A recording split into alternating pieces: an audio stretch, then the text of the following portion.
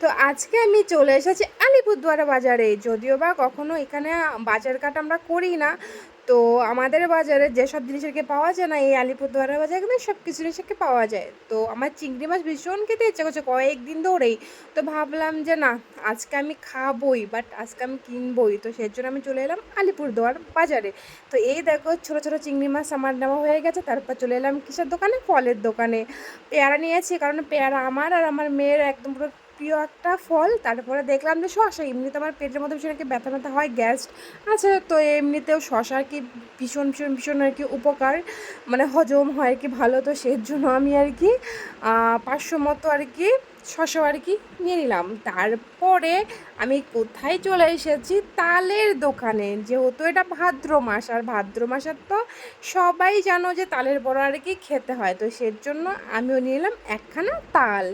আর এই দিকে তারপরে চলে এসেছি মাটির হাঁড়ি খুঁড়ির দোকানে। এই যে দেখো, টাকা জমাবো বলে এই জিনিসটা আর কি কিনেছি। এটা আর কি ছিল না, এমনিতে একটা মেয়ের একটা খেলার জিনিসের মধ্যে মেয়ে আর কি কী বলে টাকা জমাচ্ছিল। তো আমাকে আর কি বলেছিল, মা যখন তুমি আলিপুরে যাবে এরকম একটা জিনিস আমাকে এনে দেবো, আমি আর কি টাকা জমাবো ওতে। তো বাচ্চা মানুষ বোঝোই তো।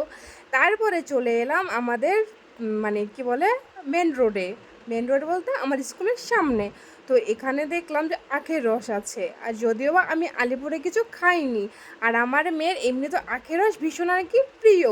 তো সেই জন্য ভাবলাম তাহলে আমি মেয়ের জন্য নিয়ে যাব, আর আমিও একটুখানি খেয়ে নিই। যদিও বা আখের রসটা খুব আর কি উপকারিত, তাই তো।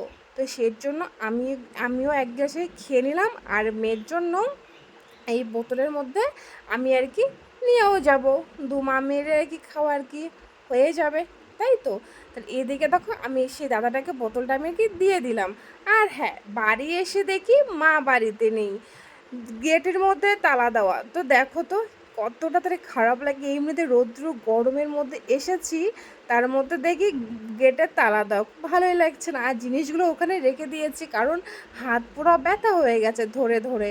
তো সেই জন্য ঘাসের মধ্যে আর কি রেখে দিয়েছি, আর হাসছি একা একা যে কি এত কষ্ট করে এলাম, তারপরেও বাড়িতে কেউ নেই। আর এদিকে দেখো আমার ভাই চলে এসেছে আমাকে চাবি দিতে। আর এদিকে দেখো, যখনই ও পেয়ারা দেখেছে তখনই আমার কাছ থেকে পেয়ারা আর কি নিয়েছে।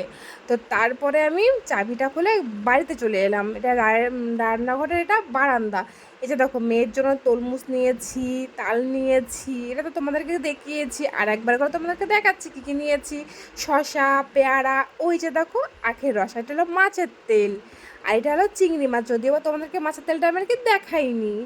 আর এই দিকে দেখো, আমি এখন রাখবো 10 টাকা, এই 20 টাকার মতো আমি এটাতে আর কি ঢুকিয়ে রাখলাম প্রথম আজকে। তো চলো বন্ধুরা, আমার ভিডিওটা কেমন হয়েছে অবশ্যই কমেন্ট বক্সে কমেন্ট করবে, আর নিত্য নতুন ভিডিও দেখার জন্য পেজটাকে ফলো করবে। টাটা।